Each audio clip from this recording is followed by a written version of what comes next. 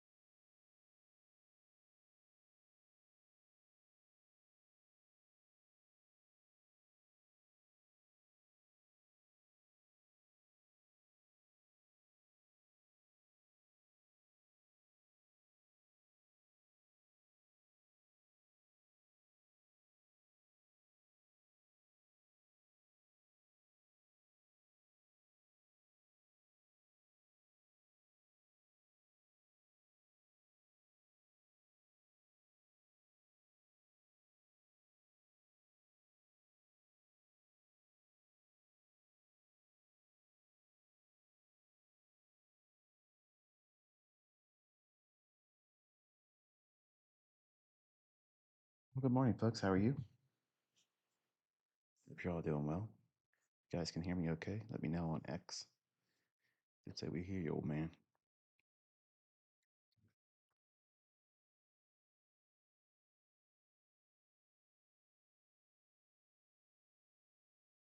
Good morning, folks. How are you? You should be hearing me.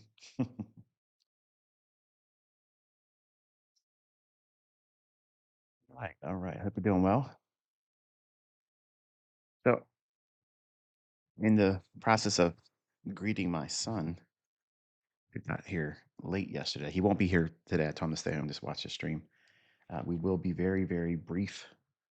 I will sit with you and watch the carnage at 8:30 with the CPI number, and then I'll break away and I'll go about my business for today because that's about the extent of the time I have things I have to take care of and whatnot, or not market related. So I also noticed um,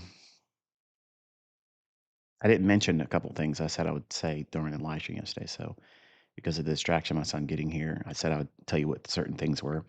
Um, the Asian session displacement that was appearing on the chart yesterday, that's this right here on the 7th. You may have seen this as well. That's a displacement. Okay. And we had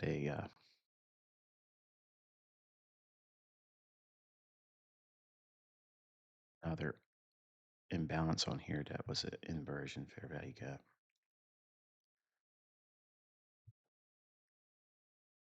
It's this right here, the 1040 Friday, January 9th. You'll see what that unmarked box was. Okay. So that's what that whole business was.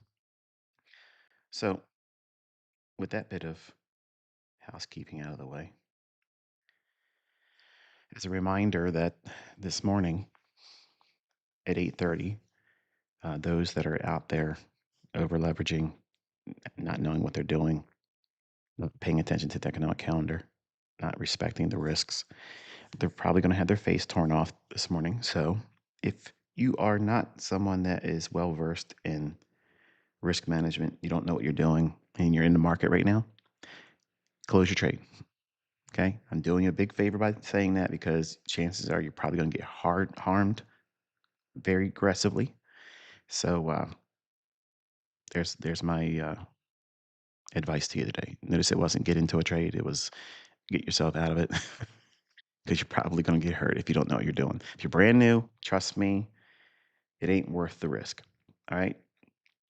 So in keeping with every time I ever mention CPI or PPI numbers, invariably I am generally wrong more times than I'm right because they use that data and the interest around it because they know there's a lot of people that want to trade big volatility.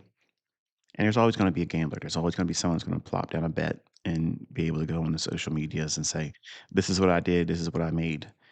But, you know, if they're going to do that, then do it every CPI, do it every PPI, and you'll see that that doesn't happen. Nobody does that. And even me, I consider myself above average in terms of knowing where the market's going to go. I don't know what it's going to do today. Okay. So I want you to know that. I want you to do that going in advance. The commentary I'm going to give you is a review first, and then I'm going to observe what it does. Okay. My interest is predominantly in do they run it in the direction of that 133 half level on the daily chart we were looking at, 26,133 half. That's what I want to see. Or do they use the 830 news driver as the CPI data? Are they going to use that to facilitate sentiment going lower? Then do they use PPI tomorrow to go the other direction in the direction of 26,133 and a half? So it's more of an intel session for me, and I'll give you my internal dialogue as I'm watching price action. But I've afforded myself about 20 some minutes or so to kind of like review yesterday, so that way you know what was communicated, and then you can go back and see if it was true or not. Okay, and also to kind of like bone up your understanding about what it is I was teaching yesterday. There's a couple points I wanted to bring to your attention that actually happened that while live streaming and having a conversation with my son, which I appreciate the comments for that. A lot of you were very receptive of having heard how I talk with him and whatnot. So anyway, let's get on with it. Um, for the folks that leave comments saying the session or the lecture begins at you're the only one that sees that, by the way. There's a bunch of people that did that, and I appreciate that. I understand what you're trying to do, but on the comment section, I'm the only one that can see it. I use it for a feedback, so that way you guys can tell me what you learned. If there's any lapse of confusion, shortcomings in your understanding that I failed to say something. And real quick, it just reminded me, as I mentioned, the Asian session kill zone. I misspoke last night and I said 7 a.m. to 9 p.m. in my haste. And that would have been something if it would have been a recorded session. I would have had Control M tapped and then fixed it. Okay. But I didn't even pick up on the fact that I said 7 a.m. to 7 p.m. That's a very large amount of time, but it actually is corrected automatically by me saying it's a 2 hour window. So there's no way that could have been done. So I misspoke, obviously. But for clarity, the Asian session, whether you're trading Forex or index futures, if you want to keep it really, really simple, there's a 2 hour window. Just utilize that. Okay. Um, I think that's going to be it. Let's go right into this bit of business. All right. So we were going on about a couple things yesterday, and I talked about how the market would likely utilize the Asian session buy side liquidity by commentary only. So during the beginning of this stream, you had some things on your chart or your perspective of looking at my chart. And while it was going on, it used the 7 a.m.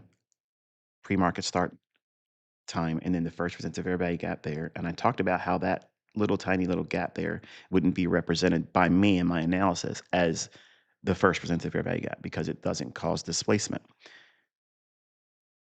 But if you look real close, sticking to the rules that I teach with my fair value gap, okay, this imbalance right there is the one I talked about being that's the one. That's the first percent of fair value gap during pre-market session hours. That means 7 o'clock to 9:30 opening.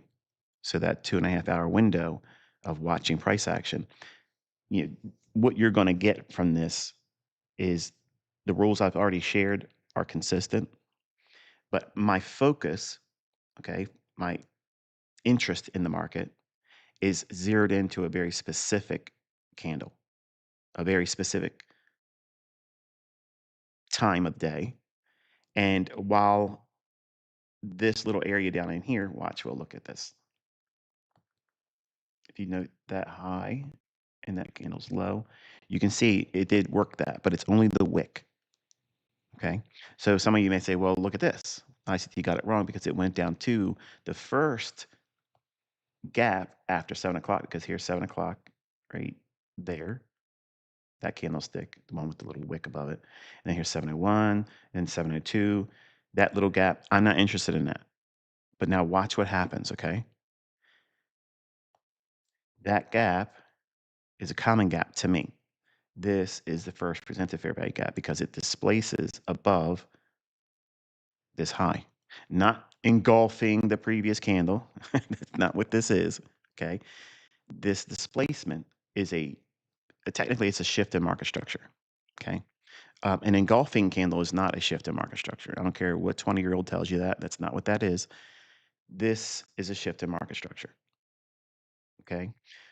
This candlestick gap right there, if we were using, as I teach it, this is the first presented fair value gap. So you have to use candlestick number one, because this is number one. Number two is the imbalance or inefficiency. And number three is the close of the three candlestick pattern that frames the imbalance in the middle, or candle number two. Candle number one in a bullish fair value gap, candlestick number one's low is the stop. You see how easy that is? That's not complicated, folks. I see a lot of people out there going crazy because I posted some guys, I mean, hey, when you want attention, I'll give it to you when it's fun. But this gap here, the real one, that is candlestick number one here. So the stop is there. Was it in jeopardy? No. The body stayed inside of the first resistive fair value gap as I called for. And this little inerrant wick, okay, it's permissible. Why? Because there is a small common gap there, but the stop loss is down here. So the logic still holds true. Okay. When we use fair value gaps, bullish ones, the stop's got to be below candlestick number one's low. When we're looking at bearish fair value gaps, the stop is above the high of candlestick number one. Very, very simplistic. Okay. Very, very simple. So that was that. And then I talked about how this idea, this diagonal, quote unquote, trend line support. I talked about that being a trend line phantom, and it's a retail diagonal support fallacy. Okay, it's when I'm looking for, and go back and listen to the live stream because you'll hear me say these very things, but I want you to take this away from what I taught yesterday live and then what we have here in the aftermath. This is what you're supposed to be doing when I teach, when I talk about the market, or you're just doing it all by yourself and you're watching your expectations pan out. Then go back the next day after you slept. So you come back and you look at it and you'll see a lot of things that you didn't first notice. And then also it'll solidify a lot of things that you're hoping to learn as a consistent model. You'll be shown evidence to the fact that these things hold up. There's validity to it. It's not contrived. It's not cherry picked. It's not weak. It's very, very strong. So I mentioned how because of this being in this place here, I talked about how I like to look for when I'm diametrically opposed to things like this. This is retail logic. Fair value gaps and smart money concepts are not retail logic. They carnival. They cannibalize. Let's get say carnivalize. I make fun of the ideas of all the retail stuff. Everything, everything that's not my stuff. I mock it all the time because it doesn't deliver the same measure of precision, consistency. There's no ambiguity to it. It's very specific and relative to time, as we talked about yesterday. So go back and you'll listen to this. And this is your challenge. Okay. This is your homework. Go back and listen and see if I did not say that this trend line would be the liquidity that the market would seek. And this was the first present to fair value gap. So relative to time, this is where you anchor to. And the price and liquidity agree with both.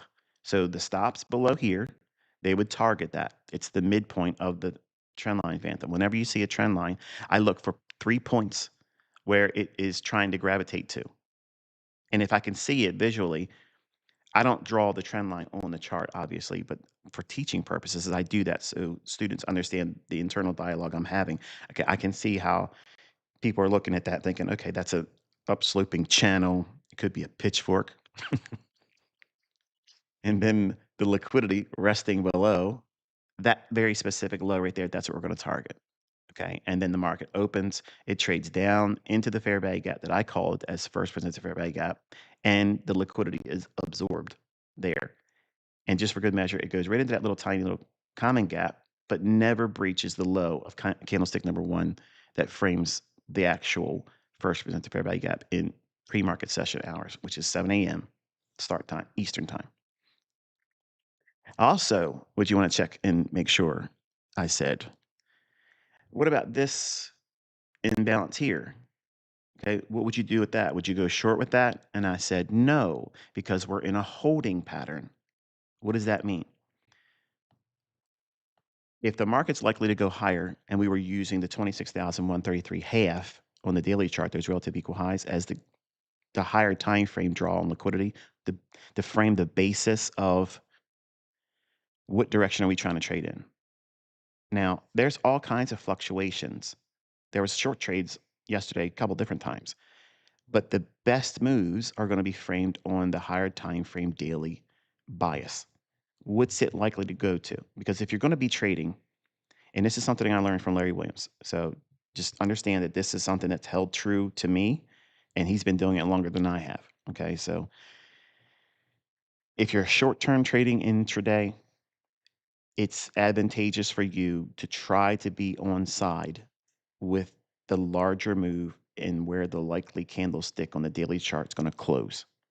Hold for the close. Okay, that's Mr. Williams' idea of advice in terms of day trading. If you're going to day trade, try to hold for the close. So in layman's terms, it is if you think the market's going to go up on the daily chart and have an up close candlestick. Okay, if you think that's going to happen, before you even take a trade, before you even sit down in front of your charts, then it's advantageous for you to look for trades that are going long and hold something, if not all the position, but something until the close of the day. Now, his idea is closed to like when the session ends 4 p.m. Eastern time.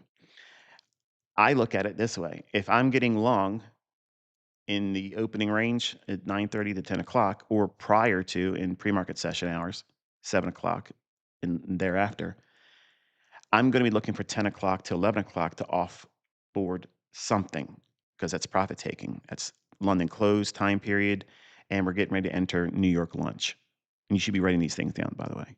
They'll be in the book for the people that are lazy and you think they can only learn it from a book. But I'm telling you, I'm teaching everything on the YouTube channel, so you don't need to buy the books. Okay. Nobody sells books like I'm doing. Don't buy my book. I'm doing it all for free on my YouTube channel.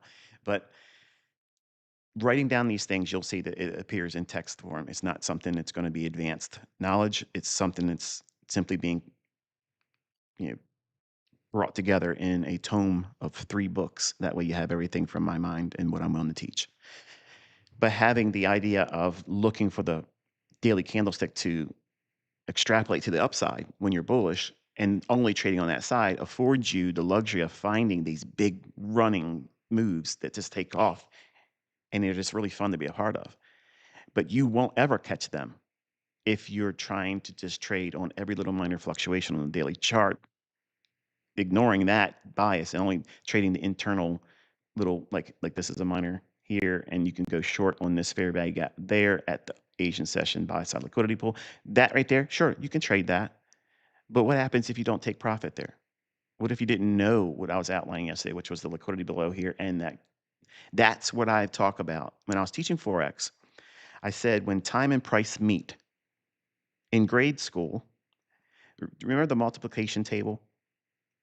They had 1 through 12, at least in when I was going through grade school. It was 1 through 12 across the top axis, and then 1 through 12 on the left-hand side axis vertically. And then you would just say, okay, I'm going to find number 6 and number 7, and then go to where they meet on the graph.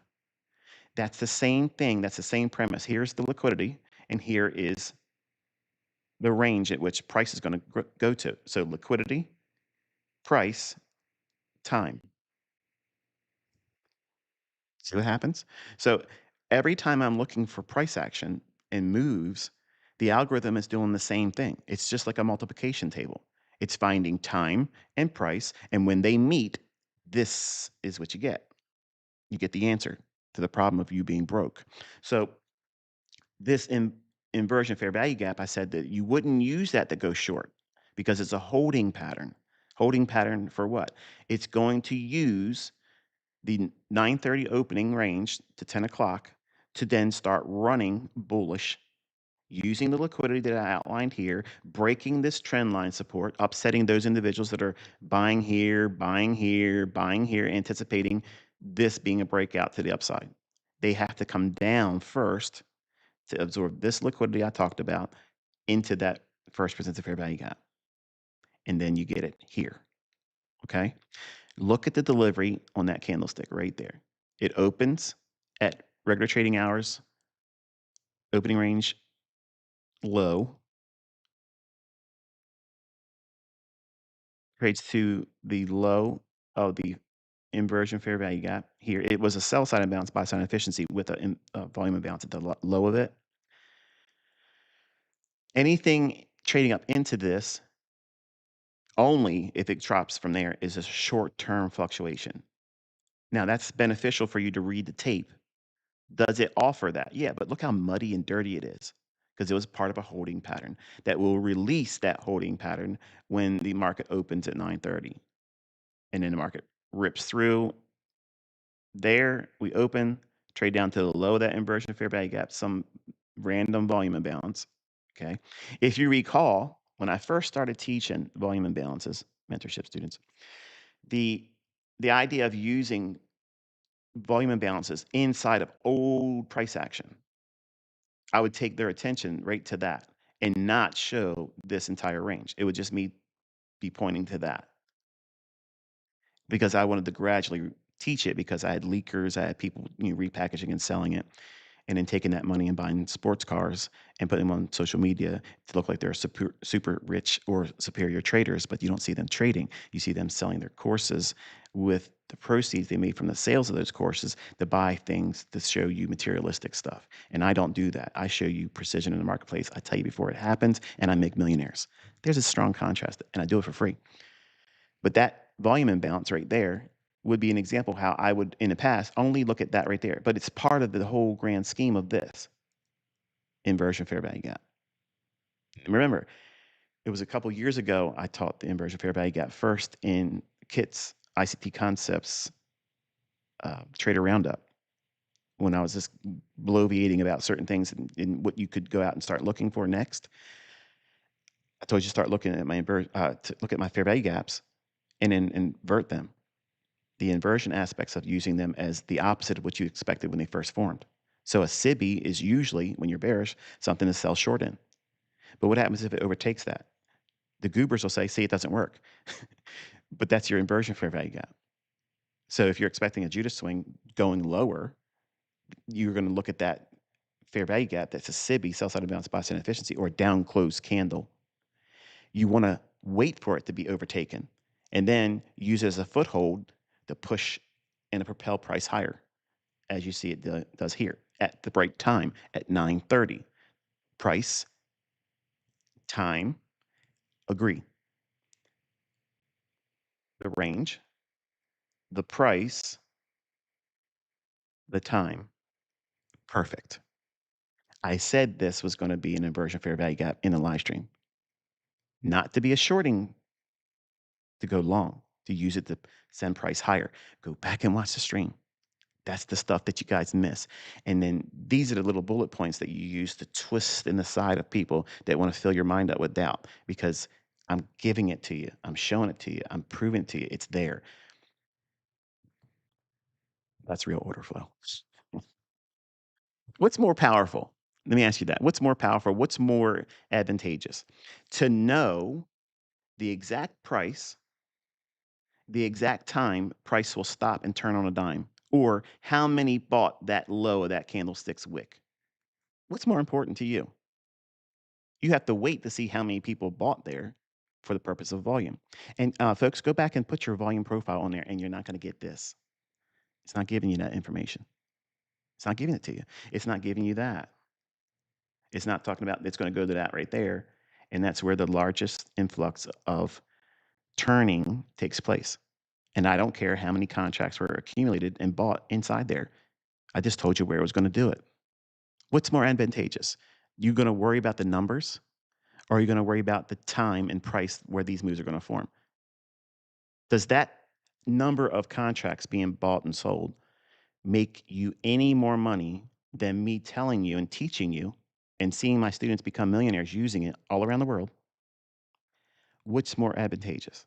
Simplifying it and saying, okay, I just want to know where it's going to go, what time it's going to get there, and should I buy it or sell it? That's it. That's all we're doing, folks. That is not complicated. We're looking for a long-term, higher time frame draw on liquidity and where it's going to go. So ultimately, you see it rips off, tearing off into that. And there's that 1040 I showed you, inversion fair value gap that we extended forward. It went into that. It's an eighth, by the way, if you look at that on that. And then I talked about up here how before the market ran up there, I said this is new week opening gap, and the regular trading hours opening range gap high where we settled previous was here. So we had new week opening gap, regular trading hours, previous settlement was this purple line, and it went right up to it and hit it perfectly. Look at that price right there, 25,933 half. What's the candlestick's high right there? You're going to look at this price right there. What's that price? You like that? You awake? 25,933 half. Listen, schmucks, you can't get better than perfect. Come at me, bro. You like that? And then if that wasn't enough, I said back here, I said, now here, you want to have at least 80%. Why is this guy yelling? guy's unstable. It's all part of the showmanship, folks. I promise you, I am not bipolar. That's just something I hook you to say, wow, I want to study this guy because he's odd. It's all control of you, the audience. That right there is a minor cell side liquidity pool. And that was where all the stops were until this formed. And then they want to crank their protective cell stops on their longs right underneath that low. And I stated this, go back and watch the stream. I don't want to see this low taken before it trades to the low of the new week opening gap. That's exactly what I said. I said if it takes out that low, then it's probably going to have a little bit deeper retracement, and then I would be done for the morning, and I wouldn't consider anything interesting past that point. But look what it does. It goes right to the price I said it was going to go, and then it drops down to that low.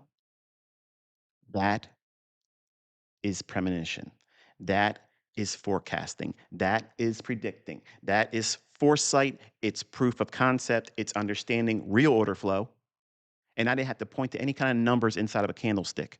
I didn't have to talk about the depth of market, how many orders are sitting at a certain particular price level above or below the marketplace. I'm not worried about iceberg orders. I'm the chillest motherfucker there is. I'm the iceberg, okay? That's me. That's me out here doing that, okay? I don't need all that gimmick stuff. You don't need all that gimmick stuff. You don't need to pay for anything except for the fees that your broker allows you to have to set the data up through. Done. $45 a month, the bundle at AMP. There it is. That's not a plug for the brokerage firm. I don't get anything from it. I'm not introducing broker. I'm just telling you that's the only fees I'm paying. Anything above that is just costs. Fees, commissions. That's it. I'm not paying for gimmicks of anything in the $7 I use for the trading view to have the data come through the charts to show you guys what I'm teaching. That's the only costs to me. I'm not paying for any kind of little gimmicky thing. None of that stuff. That's cheap. We're trading on the cheap. So we only got a minute and a half. We ran up into new week opening gap, trades down below the low there, absorbs that, then uses the, what's this price right there? When it trades down into that, what is that right there? That's an eighth. Let me see if I can get my old eyes here to work. 938 quarter, 938 quarter. What's the low? And you're going to be looking at this price here. What's the low of that right there? Hot damn, look at that. That is luck. Give it up for rookie sensation ICT. Woo-hoo! Look at that. 938 and a quarter. Find that in your fucking volume profile because it ain't there. Okay? It's not there, folks. Elliott Wave doesn't know anything about this stuff. Never heard about it before because ICT didn't come in the timeline yet. Okay? So this level right here, that is the seventh daily high, old daily high. That's the liquidity they sweep right there. And then we break lower, we trade back down into new week opening gap. Overnight, they sink it down and worked inside the ranges and the levels I told you about. You can see it there. And now I just want to get right over here and watch the carnage. Look how they use new week opening gap again and record trading hours, opening range gap high.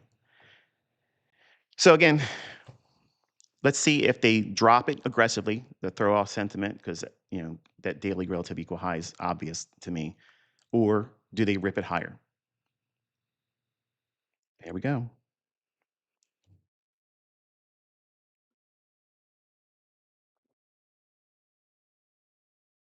So you want to trade that? You want to trade that? It was 10 piece shorts. That was brutal.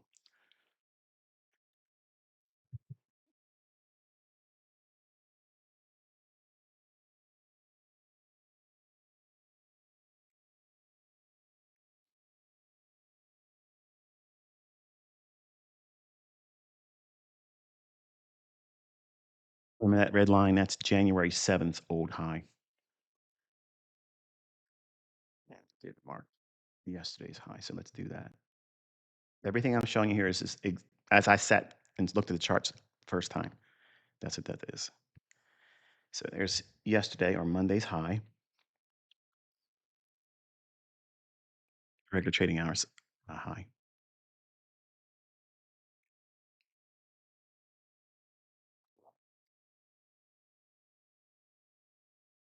So now if you're brand new and you're wondering like, wow, like look at that move. It's all predicted by the economic calendar. It's like a TV guide. I'm a 70s kid. I grew up and was born in 1972. And we didn't have the luxuries of having the TV guide or the guide on our TV or whatever platform you use to show you what time programs come on. So we had a magazine that we had to pay for, and they would tell us in advance for what was showing on TV, any movies, any times of the shows, any kind of specials for the holidays. And there you go, it just pierced yesterday's regular trading hours high. And what we're seeing is do we want to ramp through that? And up here is that relative equal high on the daily chart we were talking about a week or so ago. So the idea is looking at the economic calendar, and I kind of opened up yesterday's live stream with that as a warning in terms of risk. We had CPI data, which is what you're seeing here. And tomorrow at 8:30, the same time, Eastern time, they'll release the PPI numbers. And then on Wednesday, I'm sorry, on when, uh, yeah, Wednesday it's retail sales. And then Thursday, it's Philly Fed and manufacturing index and unemployment claims. So there's a lot of things going on this week. If you don't know what you're doing or you're over leveraging and you're offside, you're going to get cooked. Okay. So my question to you is like, if you don't pay attention to economic calendar, you're not aware that these things they're going to happen.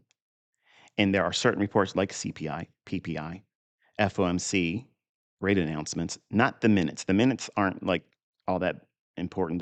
They're like cause a whole lot. They can. It's a rare thing, but you have to be aware of that. And they happen in the afternoon. So there's these times of days where certain economic drivers or volatility injections, I call them, where there's a medium or high impact. This is a high impact news driver. That means it can rip your head clean off.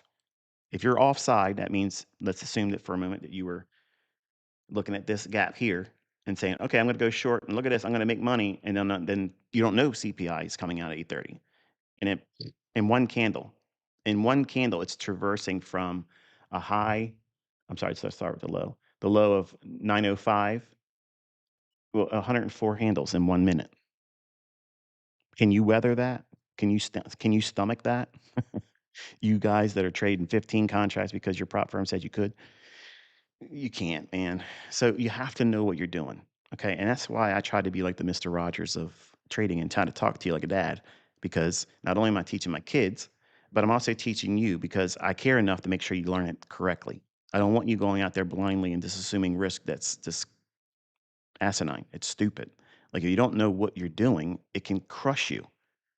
And in one event like this, okay, one event like this, if you're brand new or you're relatively new to trading, and maybe you had some success with using my concepts or anyone else's, process of doing it, if you suffer something like this, I'm telling you, it leaves such a scar that you will always be fearful of that happening. Even if you later find out that, oh, yeah, it's that report, it won't change it. It'll feel like it's waiting behind a tree right around the corner, waiting in that dark alley that you have to walk past, and it's going to come out and take your account from you again. So to go into this sober minded, you want to just simply understand that there are reports that are released far in advance. You can look at what's going to be released next month already. That's how far away you can plan and say, you know what? I'm not going to trade the morning of PPI and CPI. I'm not going to do it. I'm not going to trade the afternoon of the FOMC rate announcement. Now, you can. I teach those things. I'm not saying you shouldn't do it. I'm not saying you shouldn't trade after 9 o'clock tonight, this morning. At 9 o'clock, I would go back in and start looking for trades.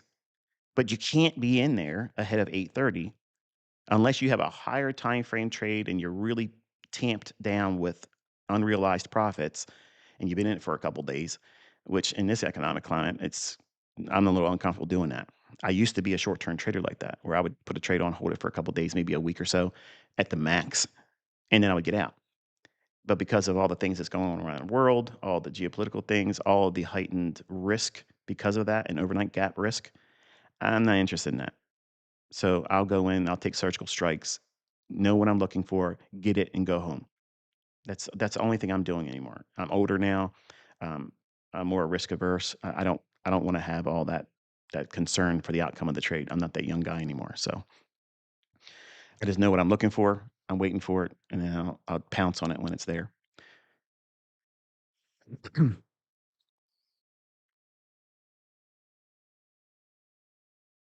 So I think I'll hang out with you until we get to 8:45, and then I'll break from it. It's, I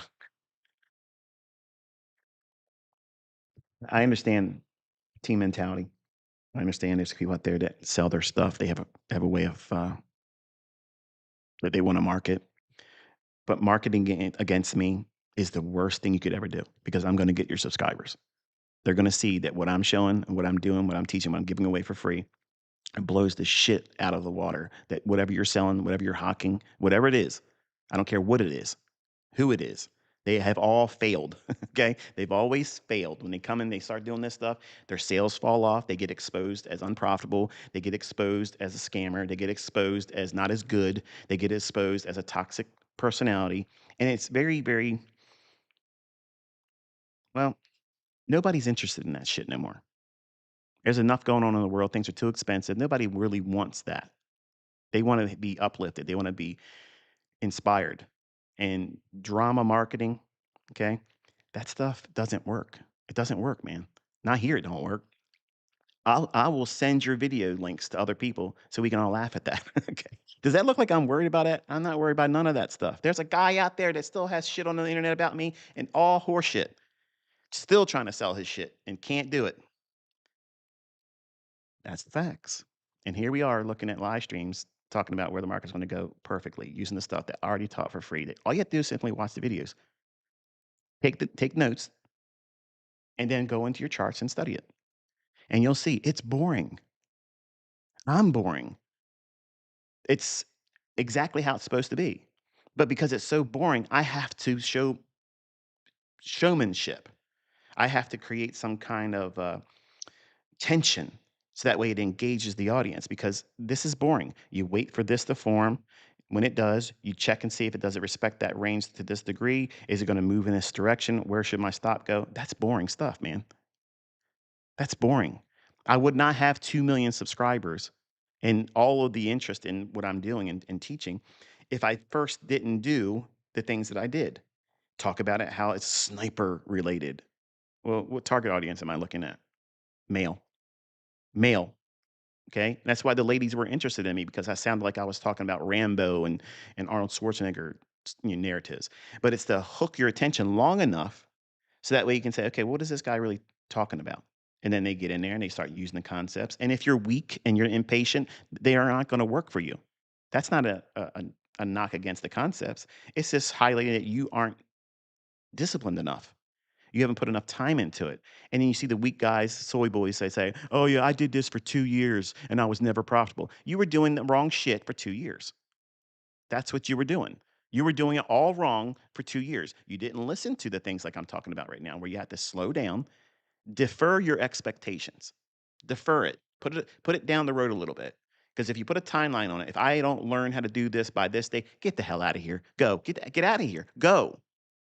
That's the point of Ed Sekota's little parable he mentioned and included in his book, Through the Trader's Window.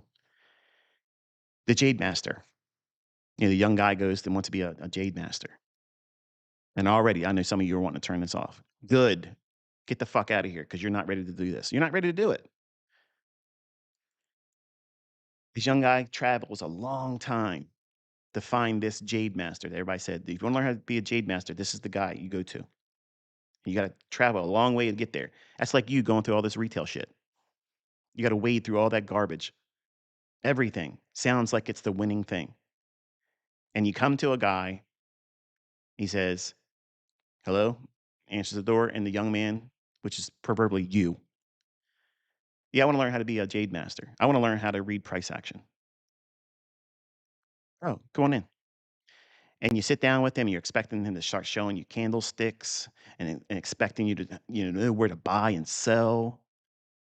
And what does he do? The first thing he does is gives this young man a green stone, presses it into his palm and tells him to hold on to that. And he starts talking to him about everything but Jade. And then he tells him, "Hey, look, you know what? You could be doing this over here," and hands him a broom. Starts sweeping my house up. What? Man, I did not come all this way, spend all my time to listen to you, old man, and then you're gonna ask me to clean up your house? What? Man, I'm out of here. See you. And on the way home, halfway home, he's already doubting. Was he too impulsive? Did the Jade Master stop and say, "No, no, no, no, please don't leave. I need your online support. I need you to like me online.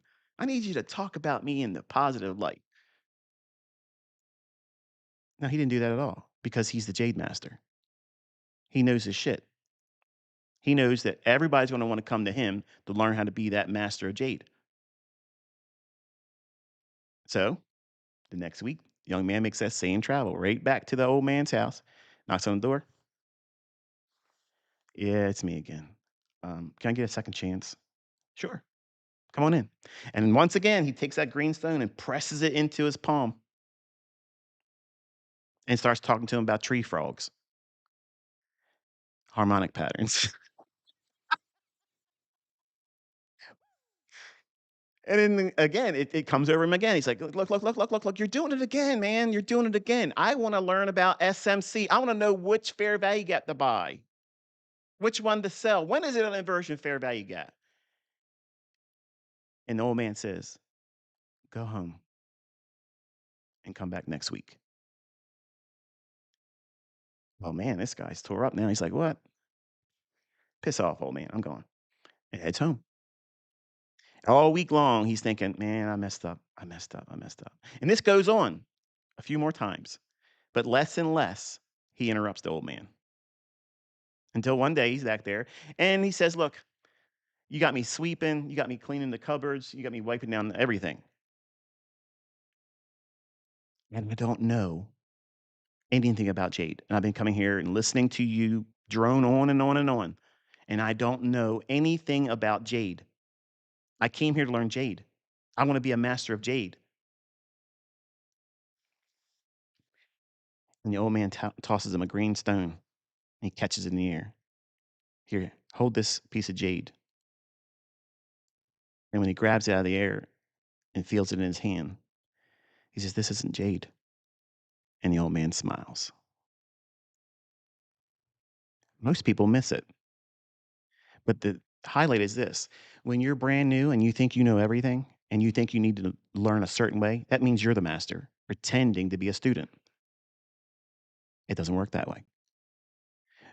When you go to someone that knows something more than you do, and this is not just limited to trading, anything, you got to respect your elders because they know how to teach you.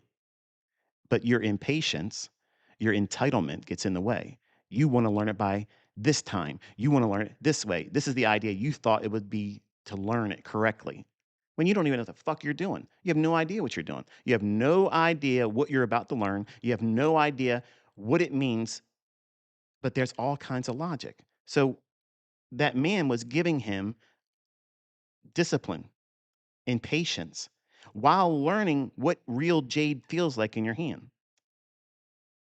That's what backtesting does.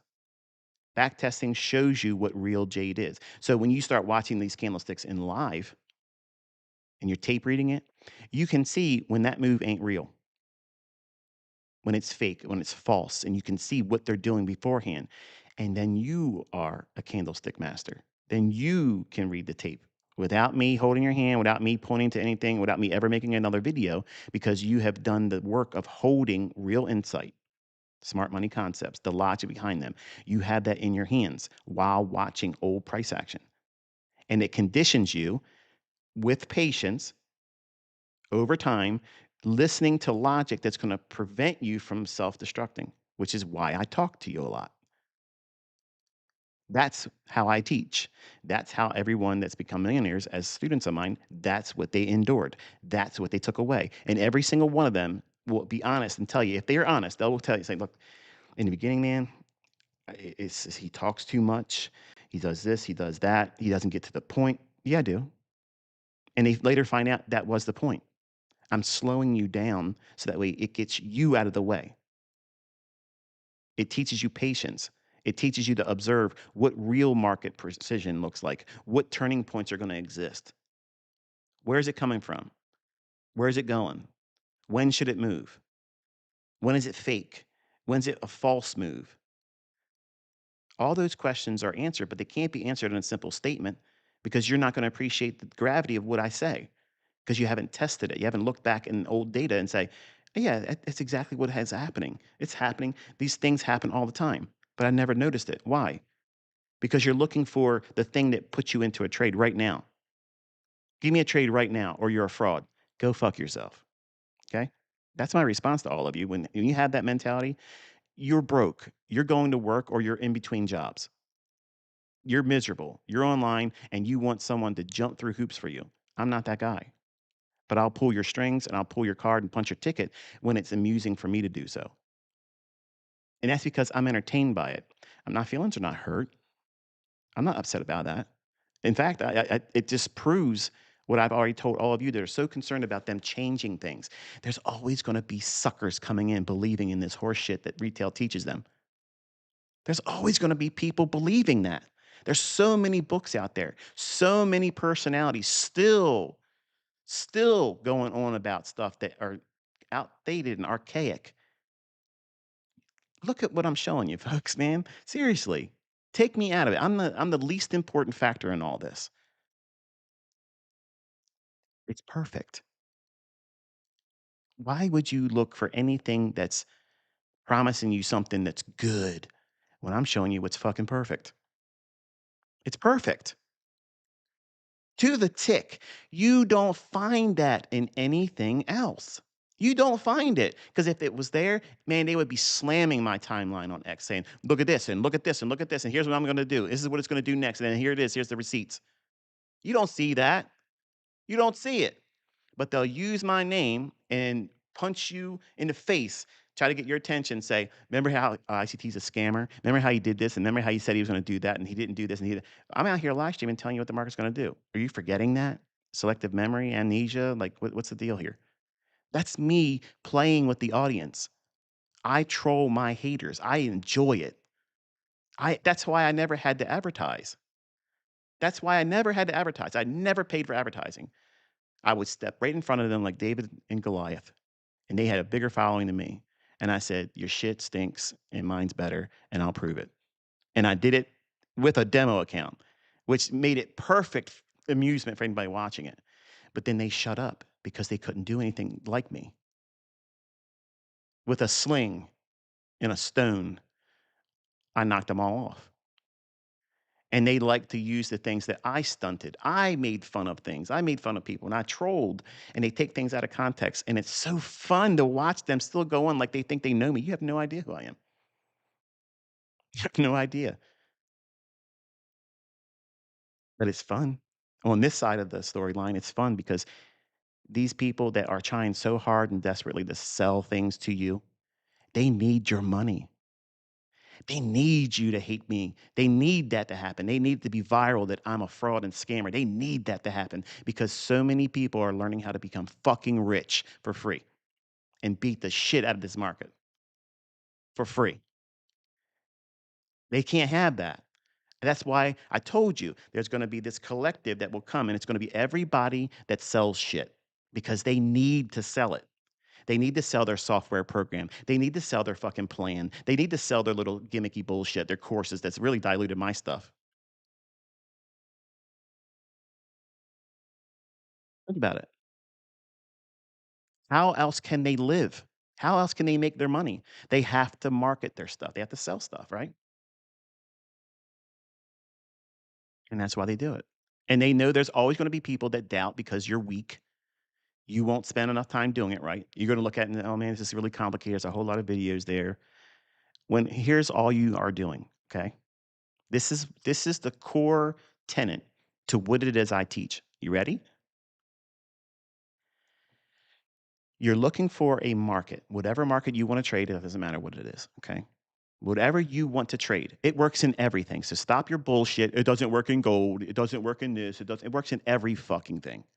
Everything. It works in everything. Crypto. I've never used that. I don't have the evidence to say that, but I have students that made millions of fucking dollars trading with it. How many millionaires is the guy you're listening to has he created? There's your litmus test right there. How many people have made millions of fucking real dollars with the horse shit that they're selling you? There you go. That's your litmus test. Period. Forget about me. Don't ask me.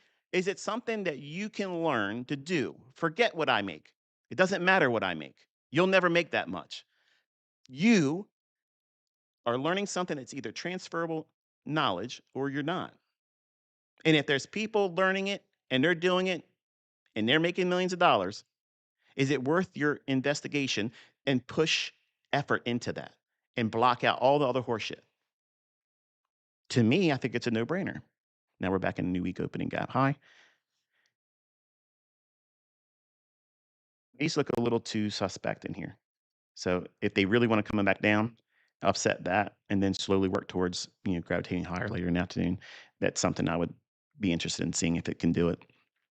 But the idea of learning from anybody or buying their horse shit, whatever it is, show me someone that's made millions of dollars with it. And you're going to see them do all kinds of defensive maneuvers. They're going to get they're going to cuss you out. They're going to say you're an asshole. You're a cult member. You're probably one of those dumb ICT guys. You're drawing those rectangles on your chart, blah, blah, blah. Okay. Meanwhile, where's your millionaires? Back to the question. Where's your millionaires at? That's the question. That's the question for 2026. Where is all the millionaires at? Because if you're only showing what you made by selling your horse shit, buying your cars, buying your boats, buying your horse shit watches, okay, that nobody gives a shit about, they're ugly as fuck. Okay. All these things don't prove any benefit to your subscriber base using what you're doing.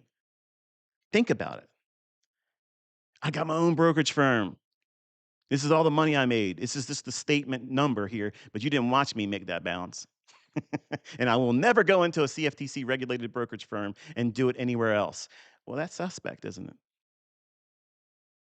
That's suspect, isn't it? But they're going to counsel you on what you should do when they're not telling you what the market's going to do beforehand with detail that is repeating logic. Think about it, folks. I mean, this is really a litmus test for you. It's an IQ test. Are you fucking stupid? Are you stupid? Because if you're giving your time of day to any of these jokers out there that have a price tag attached to anything,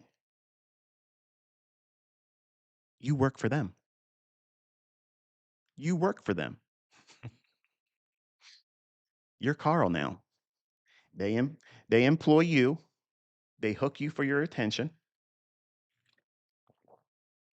They get you watching their horse shit, and eventually you'll put a hand in your pocket and you'll pay for whatever they're selling. And you'll be no better off by having done so, except for regretting it. That you'll look back and say, "Ah, I wasted so much time and effort and energy and money, and it didn't work.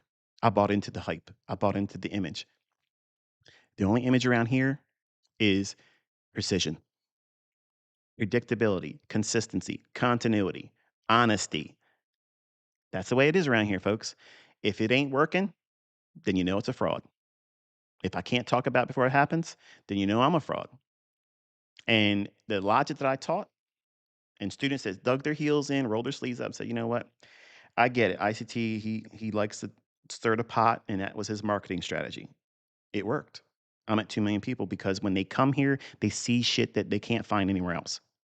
And they look past the personality.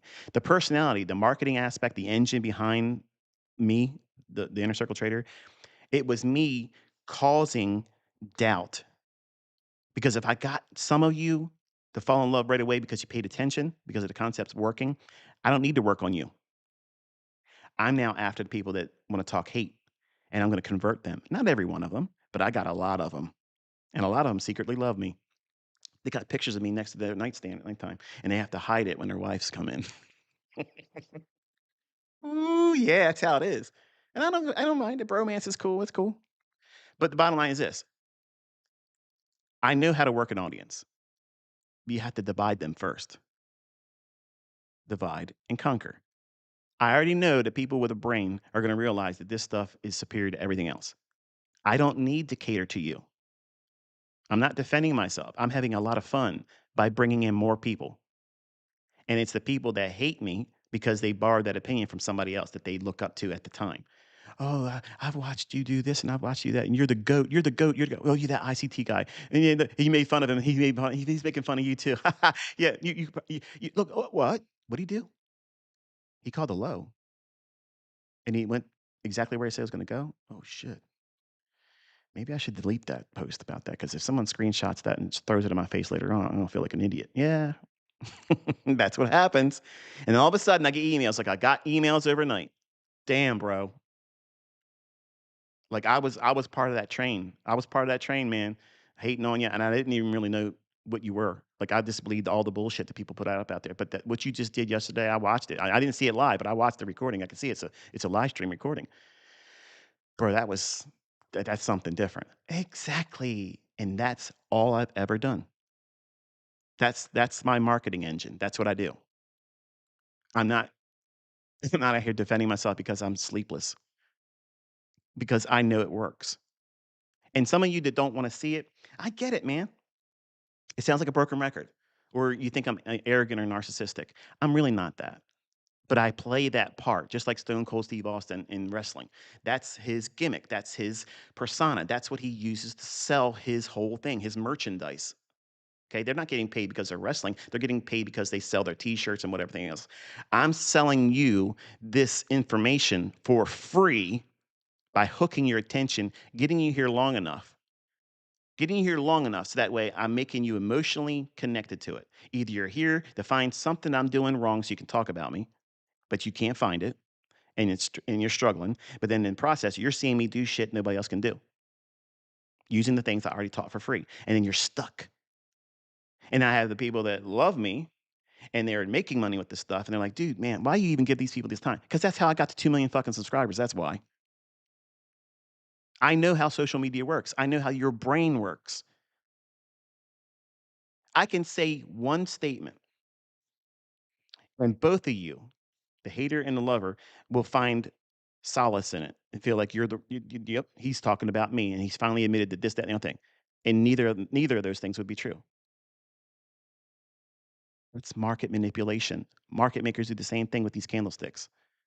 They make you think you got an opportunity about being right, and then they slip your stop. Done. You lost. That is control over the audience. That's showmanship. So while I have a skill set, I have something that's transferable knowledge. I engage my audience in a way where I immerse them in an emotional response. Either you're willing to go to war over me, or you want to come here and sling rocks. Either way, I'm happy. Either way, I'm happy. Not because of the drama, it's because that you will spend time here long enough and I will convert you.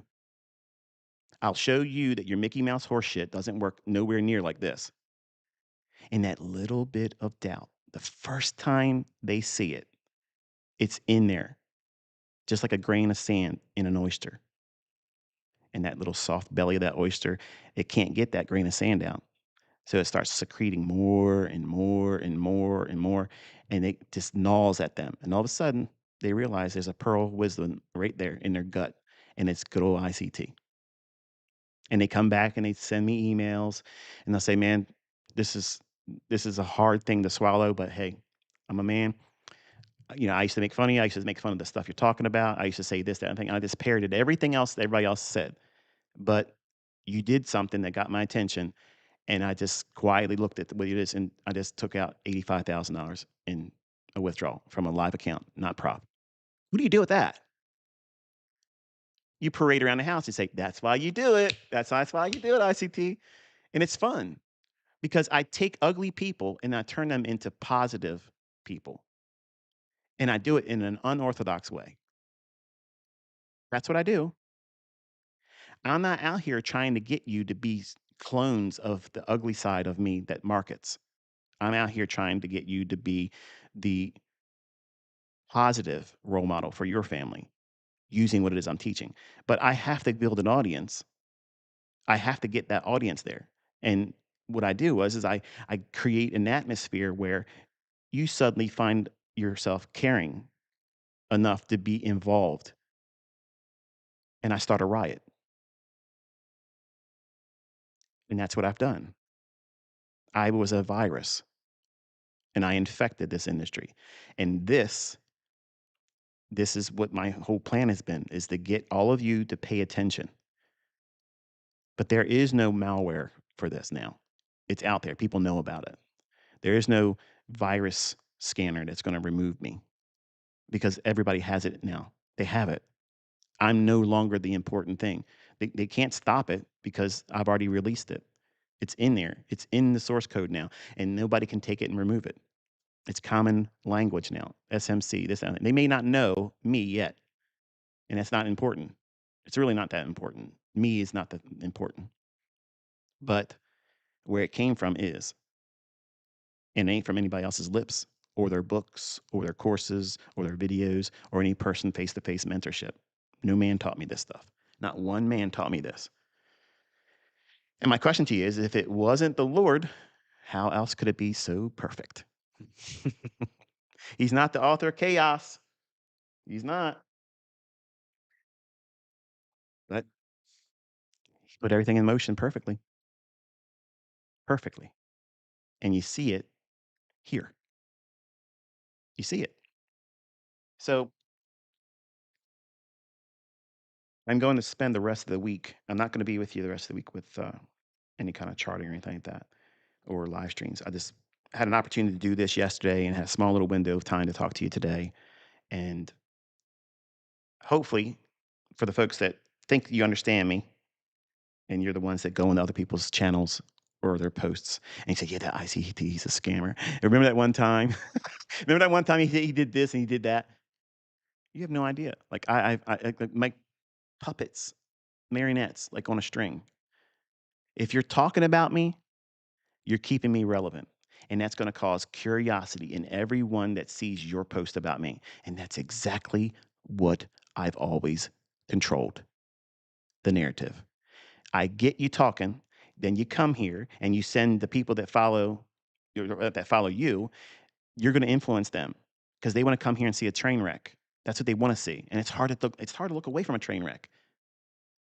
So I create that environment. And you want to come here and see the guy that's going to fail and flounder and look silly. And all he talks about is a demo account. Yeah. And then what happens is they come here and they see something that's like, what the hell? Yeah. Surprise, motherfucker. Because that's what happens. It's guerrilla warfare. You're getting ambushed, ICT style, bushwhacked. That's how it works. And for the people with the intelligence, they have seen this all along. You'll see them. They'll say, when people are complaining, like, their response is, you're new here, huh? It's the same pattern every year. It's the same MO. I do the same stuff every single year. And here I am at 2 million subscribers. No advertising. I never had to pay for ads ever, ever. Because if the product works, if the product's good, you don't need to. Word of mouth will get it. And all I had to do is get it, put it in your hands, and then control the narrative. Done. That's understanding human psychology. That's understanding real supply and demand factors. Yeah. That's me using the real pitchfork and sticking it in the ass of haters and making them work for me. Okay? That's what that is. So I guess in a way you can call me the GOAT. Greatest of all times in marketing, because I did shit that nobody else has done before. And I built a huge audience and I've made millionaires and I've made people find worth and self worth in themselves because they have been empowered with a skill set that no person can take away. No person can take away. They can't talk down to them anymore. They can't make them feel defeated. They don't feel like a loser anymore because they have the ability to carve out their own paycheck. They can make whatever the fuck they want to make, and nobody can say otherwise. They ain't worried about whether their job's going to say, redundant, we got to get rid of you. They don't care what gas is going to cost. They don't care how much groceries are costing. They don't care about the utility bill. Speaking of utility bill, by the way, did you see your utility bill for December? It wasn't really that cold here, but it was almost double. And you know what? I didn't care so much about it until my wife asked about it. Did you notice this? Oh, yeah. And that was it. I'm not worried about that. And when you have this skill set, you don't worry about things like that. You don't worry about how much things cost. I got to buy new clothes. And people are going, oh, man, they raised the price of. Is that what's going on? Uh. But I can see groceries because I'm the one that goes to the grocery store and I'm the one that swipes the card and pays for them. And I can see how it's gone up. I'm not losing sleep over it. But I do think about all of you that are struggling, just trying to find the way to make your ends meet. And you're a single parent, you're a working parent, or you are part of a marriage that is just struggling because things have gotten so far out of whack. I feel for you. And I hope you understand that what I've been doing is meant for you all along. It's been presented in a way where this is the best way. It's a lot of information because I want you to know everything that I'm willing to teach. It's not because I'm trying to bog you down. I want you to know everything. I want you to understand where you're going to mess up. I want you to understand how you can shorten the curve by how you think. If you think you're entitled, that has to break before you grow. If you think you understand how to be taught, that needs to be abandoned or you won't learn. I promise you they're the truth. That's the truth. And those are the two primary things that prevent people from learning. Not just from me, but from anyone. If they have something that's transferable knowledge, a skill set, information, some kind of a process, anyone that comes to them with an idea on how they should be taught, they're not teachable. They're like that young man that came to see the Jade Master. He knew everything. He thought it was going to be easy and fast. He should have it fast because he spent the time walking there. You owe me, old man. And just like that old man didn't owe him shit, I don't owe any of you nothing.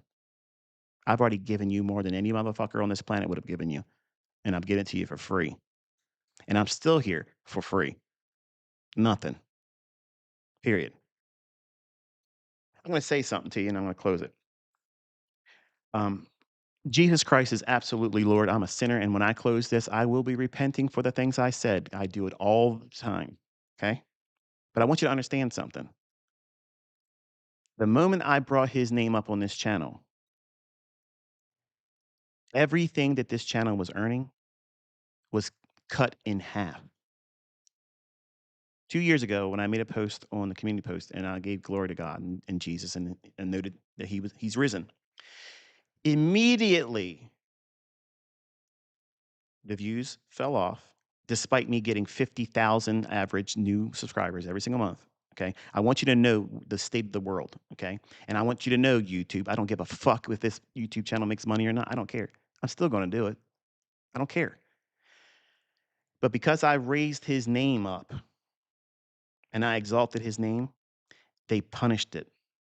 They punished this channel. Okay.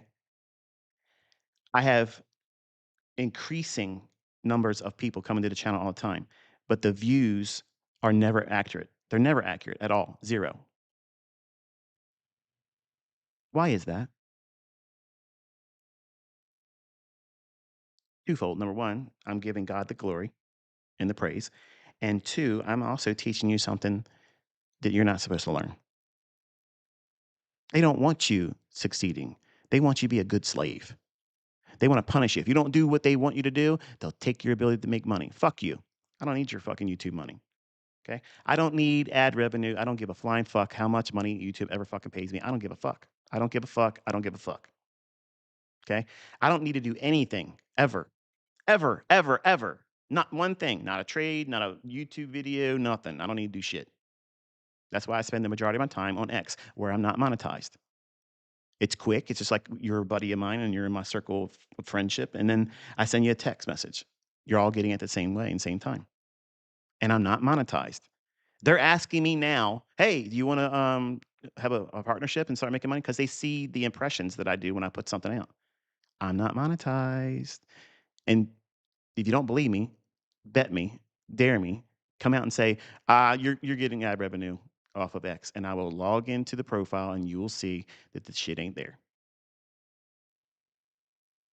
Period. So I do this because I love doing it. I'm not doing it because I make money. I don't live off of ad revenue. I promise you that is shit money. It's garbage money.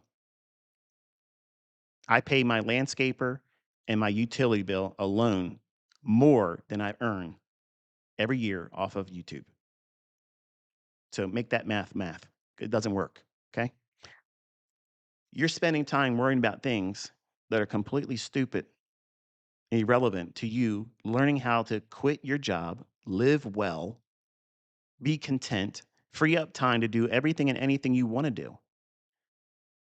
Because the life that you're living right now, whether you realize it or not, is about to get very hard and very expensive. Are you ready for that? Are you ready for it? Or are you content with, I'm not worried about it. Spiritually, I'm not worried about it. And financially, I'm not worried about it. So that's a good state of mind. And my hobby, my entertainment, my passion is to come out here and infect all of you with this mindset that walking daily in this world is not a fearful thing. It's not a defeating thing. It's not something that you should stress over.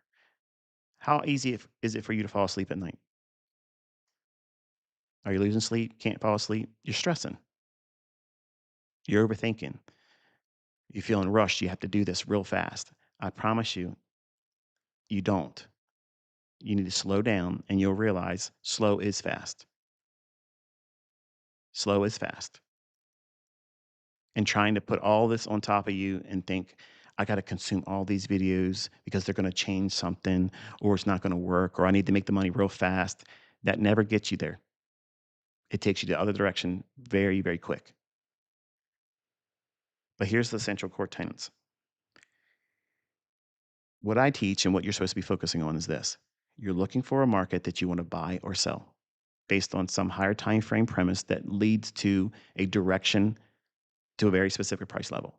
An old high or an old low, singular, or relative equal high or relative equal low, or an imbalance above price or below price. And all you have to do is check what just recently happened. Was there a stop hunt? Did they raid the sell side? Okay, if they did that, look for some kind of a premium array.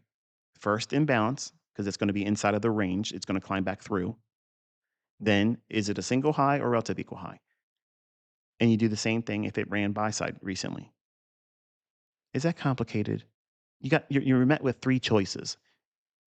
Okay, it's multiple choice. It's this, or that. It's not all three. It's not two. It's just one of them. Once you arrive at that, then you go down to the lower time frames and you wait for a first presented fair value gap where I tell you they're going to form. I've taught you several of them. That's a finite point of reference. It isn't shifting and moving all around. It's not hiding from you. It's very specific information. The fair value gap has to displace. It has to be significant. It can't be just little common gap. And you use that as a point of entry. You use the first candle to use for stop placement. Along the way, you have already determined where you would take a partial. If you can't do partials because you're only trading with one contract, fine. Then you need to know where you're going to move your stop, graduating it, moving it, protecting whatever it is you have in terms of risk until you get inside of profit, unrealized, and then you manage it to the end of the trade. That's not hard, folks. That is not me complicating anything. What complicates it is because I have so many tools, so many ways for you to do that very thing. It allows you as the student to go in and say, I really don't like order blocks because there's so many down closed candles. I don't know which one's the right one, and it's uncomfortable to me. I get anxious about it, but I can see the fair value gap. I can see it when it forms. He told me the time in which to look for it, and then I'm going to use that. I can see that relative equal high. Also, the daily chart looks like it's moving higher anyway because it's just recently ran out sell side, so it's probably going to go higher. And I'm going to only operate and engage price going higher and going long. So fair value gaps, I will look to go long on. Is that complicated? Because that's exactly what I've been teaching.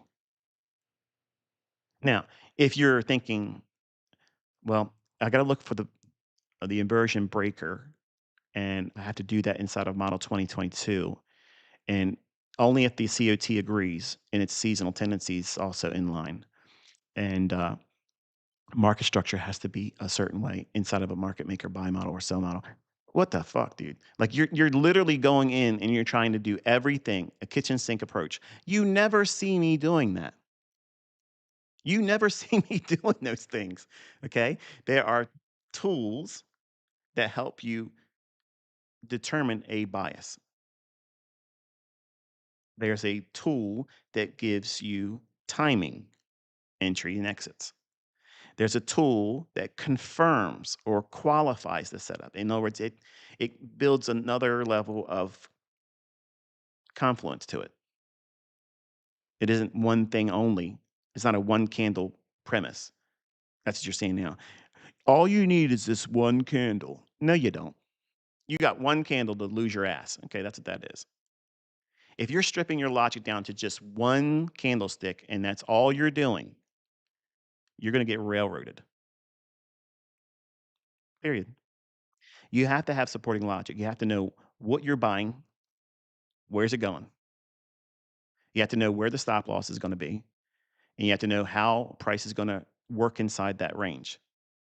And once it leaves that range, is it worth holding or is it going above to reverse and go back down or vice versa going long? You have to have other supporting actors along with that plot because the one candle, as much as you want to make that the starring role, the leading man in your narrative, every leading man has to have supporting actors. The best plots have a supporting actress because there's that dynamic, that sexual tension, that chemistry. Without it, you have a joke, you have a comedy, a tragedy in the making. But if you want a blockbuster plot that turns into a mega hit at the box office and it makes lots of money, you have to have a narrative in your trade that your single premise that you're entering on has a lot of supporting actors around it. Market structure, sure. Season tendency, sure, sure. They're supporting roles, but they all don't have to agree. What do I mean by that? Did I confuse you with it? How are you going to time your trade? Like what gets you in the trade? Well, the fair value gap. You buy the fair value gap high or upper quadrant level when it's bullish. Don't try to get the lowest low. Don't wait to get to it. Just look at my executions. You'll see me doing that. Because many times it'll go down there and just touch one tick into the high of it and it won't go any deeper. And it runs away real quick. And here you are sitting with your limit order at the consequent encroachment or lower because you're greedy and you want a better fill because you want to do more contracts because you want to use smaller stop loss. Stop thinking that way. The volatility of the market the markets right now are making it difficult to have very, very, very small stop losses on all trades. There are times when it can be afforded, but predominantly it's a knack thing. It's an experience thing. You have to know when to do it. And if you ignore that, you're going to over leverage your account trying to make a lot of money real fast and get to the end game. Because you're thinking, if I get a big payout, if I can make that milli, I'm done. You won't be done. Even if you do that, you'll still continue doing things like that because it's rewarded you. And the eventual thing's going to happen. You're going to get clipped. And some of my students, they were trading very, very well last year, had that happen.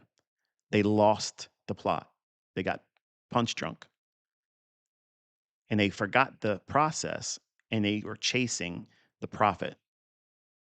They were trading their equity curve. They were trading their trading balance. How much can I make more today? And I'm telling you that always does a trader in. You can get good runs in the market, and I did this. And all of a sudden, because you're so worried about the outcome on the monetary side, you're trying to get a number. You're trying to hit a number in equity. You're trying to reach a certain number figure by a certain time. That's gambling. That's what that is. And you need to be told that with sincerity. I'm not trying to talk you down and trying to keep you from making money. You can make all the money in the world, but you don't need the over leveraging. Small positions consistently eventually will grow. But going in there and trying to risk 20% of your account, come on, man, that's nuts. That's nuts. You can only do that a few times before it wrecks you, and then you won't want to take any trades. So the key is for you to balance you doing these things. And when you have adversity, which is normal, that means you're going to get stopped out. It means you're going to get drawdown in the trade more than you're willing or expected initially. So if you're doing it with the least leverage, you won't feel the problems of over leveraging would cause. You're not going to second guess it. You're not going to doubt your model. You're not going to doubt your trade. You're just watching it and sticking to what you initially thought was going to pan out.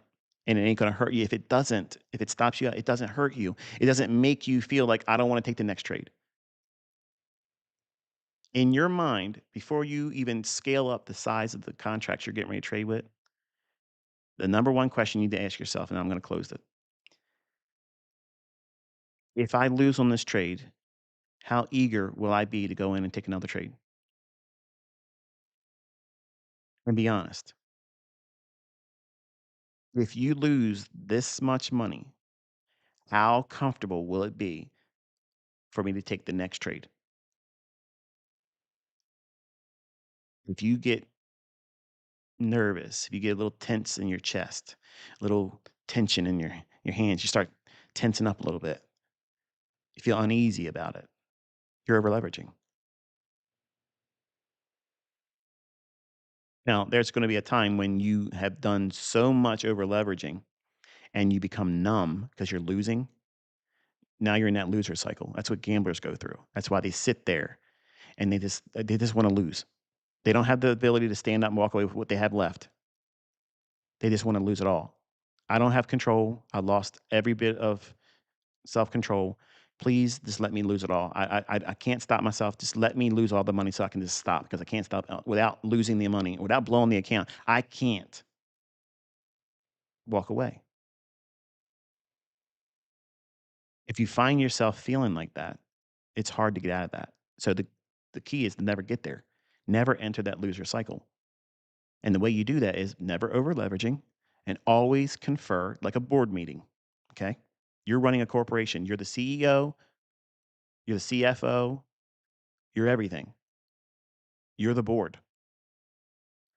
And before you put your trade on, you need to ask yourself sincerely this trade, the size of this trade, if I lose this trade, how eager, how comfortable will it be for me to take the next trade if it were to happen today? If you're uneasy by that, or if you're obviously aware that that would really hurt, you're over leveraging. I have never over leveraged on a trade and did that when I was 20 years old. If I could go back in time, that's the one thing I wish I could tell myself to do. And that would have spared me a lot of fortunes because it's very, very hard to overcome that scar tissue when you have it. And when I look at markets and I go into a trade and I'm watching certain things, I have all these old moments pop up in my head. But I have to tell myself that was when I was reckless. That's when I didn't know what I was doing.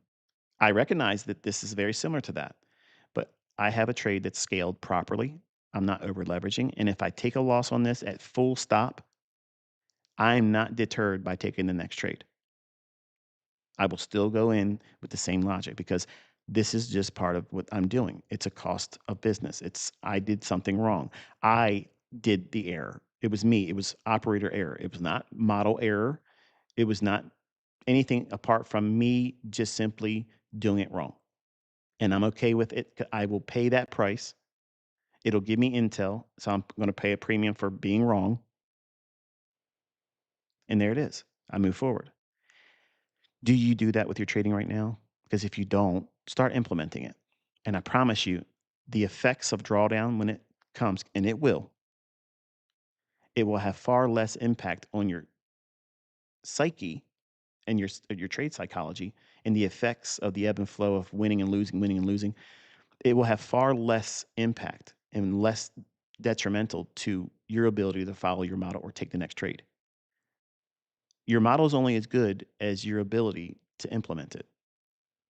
And if you don't have a way of freeing up your mind and not worrying and wrestling about what the outcome is going to be, you're not going to succeed, and you're going to have a terrible time doing it. You're going to want to quit. You're going to want to have these big windfalls so that way you can say, "I'm done. I've made money. I'm not doing this anymore because I can't stomach it." If that's how you feel when you're trading, if you feel worn out, if you feel like you're completely fatigued after taking trades, and even if you made money, you're over leveraging. You really that's the clearest sign that you're over leveraging because if you've made money, you should feel happy. You should feel elated. But what happens is, and this is the science behind social media and trading, okay? Individuals that don't know how to trade, individuals that recklessly plunge ahead and they do over leveraged trades, when they do make money, they have a highlight reel they'll bring to the social media. And what that does, it's like an ointment for them. It soothes the burn that they felt while going through that and being able to pry that profit out of the market's hands. And they look for people to like their comment, their post. You're the GOAT. You're the best to ever do it. And that rewards you. It gives you that dopamine hit that soothes your nerves. Because in reality, your ass hurt because you knew what you just did. You just got out of hell just in time before the devil knew you were there. You just stole from the market and you barely got out alive. And yeah, you have a profit, but you know damn well what you just did was just happenstance and good fortune. It wasn't skill. It just happened to be a good rain day. Okay. You got wet, but it didn't flood you. You were refreshed on the outcome, but you don't feel refreshed because you feel like you ran a marathon with somebody on your back barefoot. You're worn out. So you turn to social media to soothe you. That's what they do, guys. That's exactly what they do. And some of you are hating me right now because I just nailed and pegged you. You're like, shit, that's me, man. That's me. And my advice is stop doing that. Because what you're doing is you're finding ways to soothe the corrective feeling that you're feeling. You should observe that. Say, okay, you know what? I uh I agree with that statement, ICT. I won't admit it publicly, but I agree with that, and I've been doing that. So what I'm going to do is pay attention to that, observe it, take note of it, and then learn from it. I'm not going to put myself in that situation because I can see how I'm rewarding bad habits and I'm only enabling poor thinking and poor choices. You're an enabler. When you go to the social media and you show your winning trades, but you're not showing your losing trades, you're not showing the gravity of how hard it was to be in that trade. You're just showing, here's my profits for today. That's usually a telltale sign. You probably just fucking got through that by the skin of your teeth. You just found a way to survive it, and there it is. This is what I closed out. That's why I don't ever go to people's posts like that and like even if they give me a congratulatory like thank you ICT for this, I usually don't want to do that because I know probably what they're doing is they feel this. They drug themselves through this trade with denial, and it just so happened to allow them and to afford them an exit, which looks profitable from the bottom line perspective. But if you look at the execution from where it is and where it went, where they got in and where they got out at, that's the real storyline. And they could have been sitting in thousands of dollars in drawdown for days. So just showing the numbers, that's not enough. And if you're students of mine, you need to listen to that. I'm telling you that that's the wrong way of doing it. I would want to be told that because what you're doing is you're enabling yourself to stay in that loser's mindset because that's what that is. You're in a gambler's mindset. You're trying to soothe yourself and reward yourself because you're only looking at the outcome having you made money. Yeah, yeah, you can talk all that shit you want, but I made money. Keep doing what you're doing and you won't have any money. You're in this to learn how to make money, not once in a while get through a trade and profit. You're not here to be on social media to be liked by your trade executions. I said this last year, the best thing you can do is get the fuck off of social media. How many decisions have you made in the last 24 hours that have to do with social media? Man, I hope I can do something because I want to be able to post this, or I want to be able to respond to this guy or that gal, or I want to do this and I want to do that. It's consuming you. How much time are you wasting on social media? And the only thing it's doing for you is rewarding toxic thinking, stupid time wasting things. It's not making you more money, even if you are getting engagement, whatever it is that X pays out or ad revenue on YouTube. That's minor. That's like little minor league stuff. But you're thwarting, you're standing in the way of you making real money, serious money, and having fun and being comfortable while doing it, not being reckless, not being fearful. You're sleeping comfortably at night. You know what you got is going to work in the future. And if you have a loss, it's okay. It's a scratch. It's not going to hurt me. I'm not going to blow my account. I'm not going to break the rules of the prop. When they say you can do 15 and 30 contracts, trade one. Trade one. Make enough money for you to put it into a real brokerage firm and stop trading prop because that shit's doomed. I'm telling you right now, and look it around. All these companies, they're pulling shenanigans, they're changing rules. They don't want to do this. You can't do that. And you want to risk all of your hopes and dreams on that. While they're here and while you can fleece them, do so. Do it controlled. Do not try to rush to make lots of money. Go in there, play by whatever the fucking silly rules they have with one contract, make enough money, and put it in a discount real brokerage firm. There's several of them. They're reputable, they're regulated. You can get your money out as soon as you make it. Do a wire, there it is. If it's too late in the day, you'll get it the next day. That's what you're supposed to be doing. That's what you should be doing. And if you haven't been told that, now you have. That's what you're supposed to be doing as a trader, making money, controlling risk, living your life peacefully, not trying to be an adversary to somebody else, not trying to be the upstart that shines like, wow, look at this person. Because as soon as you start doing this, young men, okay, this is exactly what I went through when I was coming up.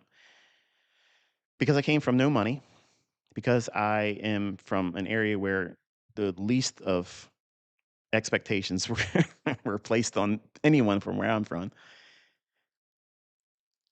When I had a taste of success and people were giving me notoriety of it on America Online and internet relay chat, I had this sudden success and people suddenly recognized who I was.